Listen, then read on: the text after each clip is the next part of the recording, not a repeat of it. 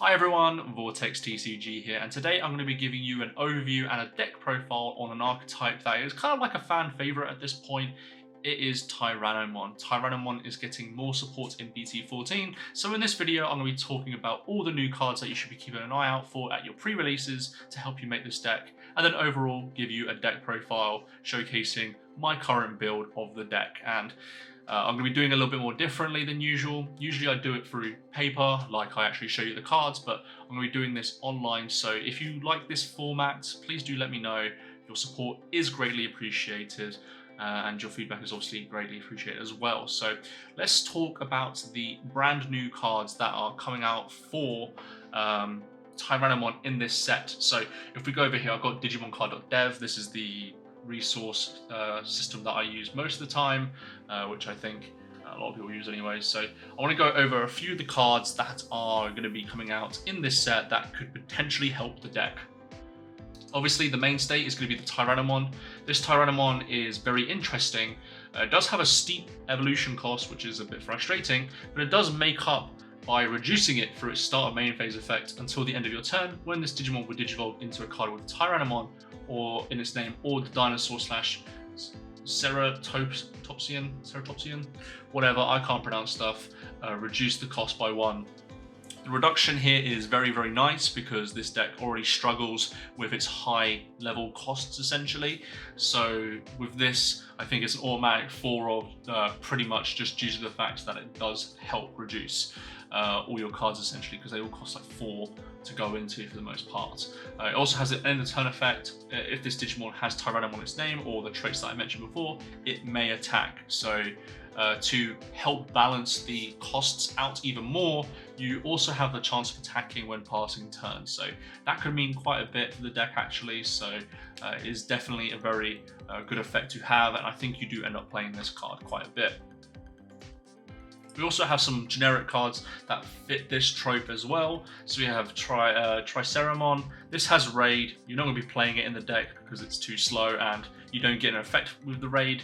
It does cost 2 to digivolve into, but that ain't going to save it. So avoid this card in your deck. And then it also has the Dino Rexmon. This card's a little bit more interesting. It has when digivolving Blitz, so it kind of plays against itself with a Tyrannomon support, but it does have a very unique effect, which is all turns while your opponent has 1 or more memory, your opponent can't play Digimon with DP of 6k or less, and this Digimon gains 4k DP. It's okay, definitely something that will probably require a lot of tinkering if you want to make it work, but this is pretty slow unfortunately, so you do pretty much avoid this card. So that's all the red stuff, but we obviously got some green stuff as well. Also, just another thing, if a card is removed from your opponent's security stack, draw 1. Nice draw 1 for red, and you're playing primarily, oh no, you're not playing a red base, you're playing a green base most of the time, so it would be nice to have this effect, but unfortunately you do not, so unlucky. Let's go into the green ones though. So we've got quite a few green cards to actually showcase because they kind of synergize very well with the deck, weirdly enough.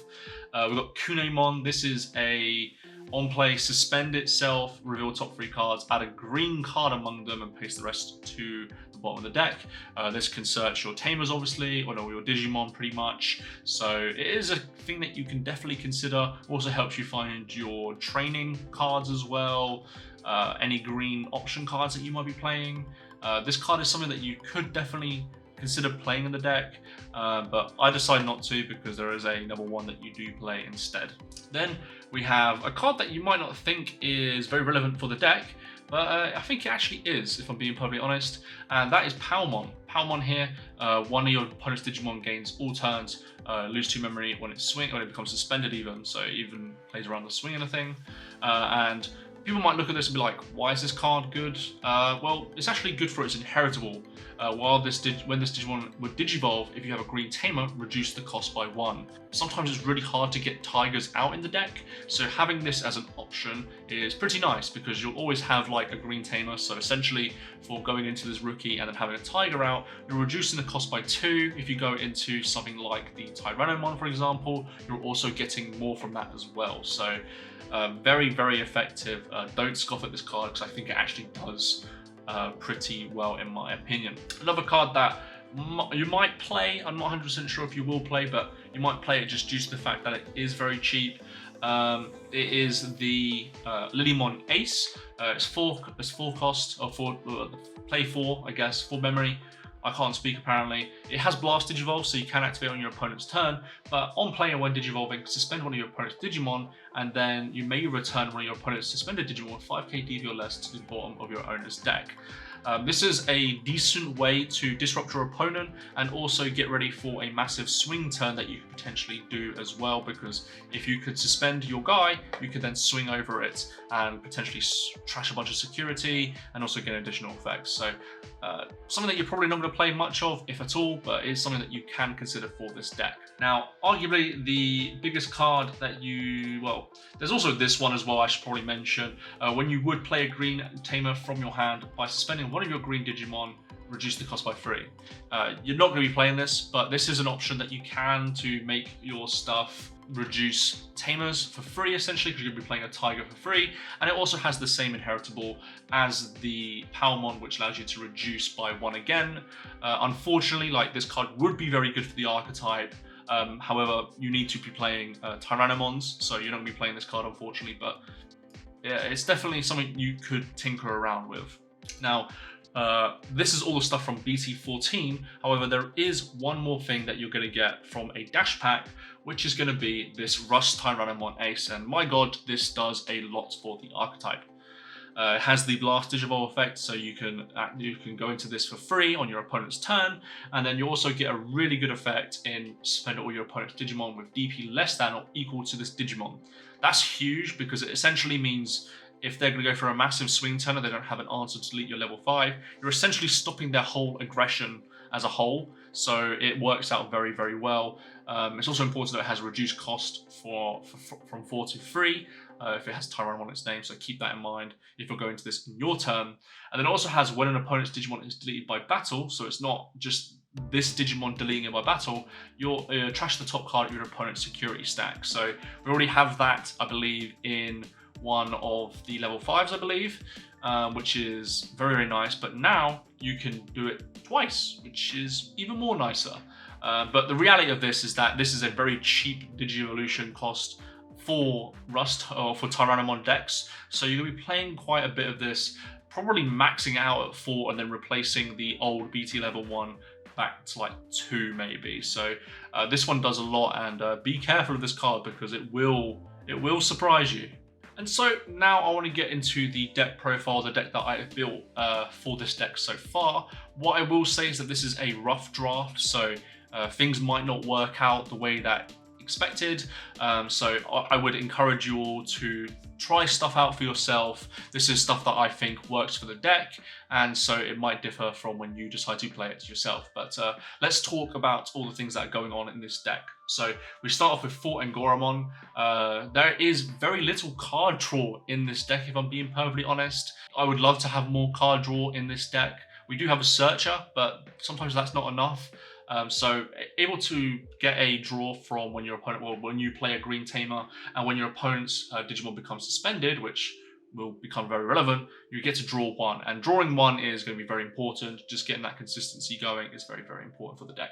Then we also get onto the Searcher, which is going to be the Agumon.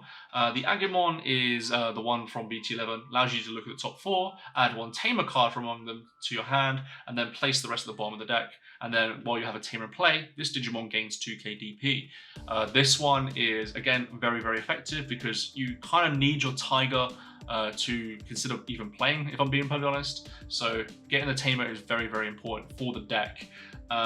This is the slot that you could potentially switch up for the one I mentioned in BT14 that does searches for any color. But the reason why I like playing this one is because it gives you an additional 2k DP. So if you go into your RustTyranomon Ace, you also get more DP to suspend. So if they go into like a level 7, there's more chance that you're able to suspend that as well. So very, very good card in my opinion. Then we get into full Palmon. I've already explained this in the explanation of the new cards coming for the deck, and I stand by this card if I'm being totally honest. Getting an Ice Wall to slow your opponent down is very effective, and also just being able to reduce the cost of your Digi-Evolutions is also very important for the deck. If you can't reduce your Digi-Evolutions, you're pretty much screwed, if I'm being perfectly honest. So just finding a way to do that is going to be very, very important. And so that's the reason why I play that at 4, and that is the entire rookie lineup. Let's go on to the level 4s now. And so I'm going to be playing the BT11 Tyrannomon. This is probably the best Tyrannomon you could be playing. Gain 2k DP when you have a Tamer in play, very nice, but you also just get to play any Tamer card that costs 3 or less from your hand without paying the cost. Obviously, this is very important for your Tigers. You need to be playing your Tigers out, and if you can play your Tigers out, you're in a way better position. So you have to play 4 of this. Getting Tamers for free is no joke. We also play 2 of the old EX1 card. If I'm being totally honest, this is one that is going to be cut very soon, I feel, because I think this card just doesn't do enough. It also allows you to play a Tiger for free, and it also has the 2k DP additional. However, you can only play the Tiger if you don't have one in play already. So it feels very, very slow, and if you were to get this in late game, you feel very, very bad about even having this in your hand. So I played 2 of it. You could probably cut it down even further, in my opinion. We also play 4 of the new Tyrannomon. Like I said before, reducing costs and attacking when it's over to your opponent's turn or about to go to your opponent's turn is very, very strong. And I don't see why you wouldn't be playing this card, if I'm being perfectly honest, because this card does a lot for the archetype, so you play 4 of it. Getting on to, actually, let me quickly go over the Arbomon. The Arbomon is just an option for game. Sometimes there's a really awkward situation where you just don't have enough swings to end the game, and Arbomon will help you fix that swing in for game for most of the time. So we only play 1 of it. Let's go on to 4s now, and these are pretty important 4s. We play 4 of the BT2. I was tempted to play one of the newer ones, which allows you to get security attack +1. However, it doesn't feel great. One of the problems with that card is that it costs 4 to digivolve into, and obviously with all the reduction that goes on in this deck, it should be pretty easy to pay that cost. However, Metal Tyrannomon, in my opinion, is still just stronger just due to the fact that it costs 2 to go into. Just because of that reason alone, I play 4 of it, because not only does it help you get rid of your opponent's level 6s or higher, but it also allows you to obviously unsuspend and do it for a lot more cheaper. The security attack +1 just feels very win more, in my opinion, and so that's the reason why I played Metal Tyrannomon BT2 instead of the Master Tyrannomon, I believe it's called. That's the reason why, essentially. We do still play the BT11 Metal Tyranno though, because this one is actually worth playing, in my opinion. When digivolving it on play, for each green or black Tamer you have in play, suspend one of your opponent's Digimon. Then one of your opponent's suspended Digimon can't unsuspend during your opponent's next unsuspend phase. Slowing down your opponent is always very strong, but always having a way to confirm essentially a suspend from a level 5 is something that is desperately needed, because sometimes going into the RustTyranomon, for the old one, you just pass turn and you couldn't do anything. But now in this deck, you have ways to attack or keep turn to make sure that you're able to swing into the guys that you suspend. So yeah, you play 4 of this, and it also has a very good inherited effect, or when your opponent, or when this Digimon deletes an opponent's Digimon by battle, you can trash the top card of your opponent's security stack. Yeah, I mean, it happens on all turns, so if for some reason your opponent wants to try and get rid of your RustTyranomon, you're able to deal with it, maybe, get cheeky security off them, but just getting additional security that is trashed, which is very important, is incredibly strong, so you play 4 of it. Then we play 4 of the brand new RustTyranomon Ace. Like for all the mentions that I discussed before, the deck profile, this card does everything the deck needs. It suspends, it removes security, and it also just, you can go into it for free if your opponent swings. So not only is it massive disruption, but it's also an easy way to bring game back to you, because this is a good comeback mechanic, in my opinion. So you do play 4 of it, and it does kind of suck in some situations because a lot of the other aces have on play and when digivolving for its main effect, but this case it's just when digivolving. So I was kind of hoping that it would be on play as well, but I can't understand why it wouldn't be on play. It would be kind of crazy if that was the case. So yeah, you play 4 of this. This is your main swinger now, in my opinion. We obviously still play 2 of the old RustTyranomons. Reduces itself for every team you have in play, essentially, and then when it deletes, when this Digimon deletes an opponent's Digimon by battle, you can unsuspend it. This is still okay, it's not crazy, but we play this just due to the fact that it's very good reduction wise, because if you're going into this, you'll probably have 1 or 2 guys out, and so making it a free cost RustTyranomon is pretty nice in my opinion. And sometimes we don't have the unsuspend, so having it on here is also very nice as well. So I played 2 of it. You could probably tinker around with the old one as well. I know that one works pretty well in certain situations as well, so let me know what you think about the choice of RustTyranomon here. Let's talk about options. Hidden potential discovered. We're a green deck. Moving on, we're playing 4 agility training. The reason why I play this, well, everything this card does helps benefit our deck. So we play it over like memory boost, for example. Helps us search any card in the deck. So that's even tamers and the option cards. And then reducing the cost is also very, very important for us as well, because like I mentioned, everything costs quite a lot. So having this in the deck is very good for search, but also good for keeping the flow of the game in your hands, essentially. So you play 4 of it.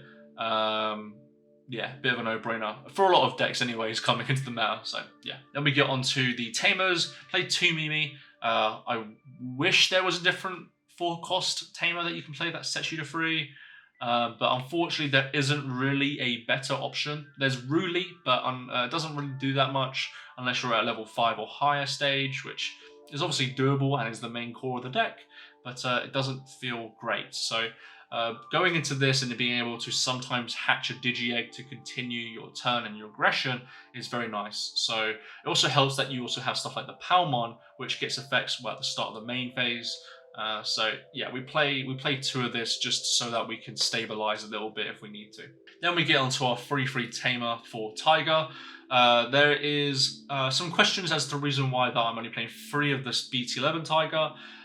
If I'm being perfectly honest, the 1k DP is nice, but the reduce at the level 5 or higher level is kind of meh in my opinion, because it definitely does help when you go to like a Metal Tyranno, for example, but for the level 6s, you have RustTyranomon Ace. You're going to be going to that for free for the most time.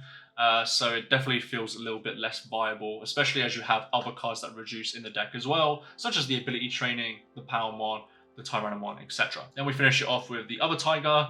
Again, it's the same effect, but at any level, so it's more relevant in my opinion. But the main effect this one gives is piercing. So hopefully from one swing, you're able to do 1 security check and then also trash 2 security with the Rust Tyranno and the Metal Tyranno. It's pretty nasty, I won't lie.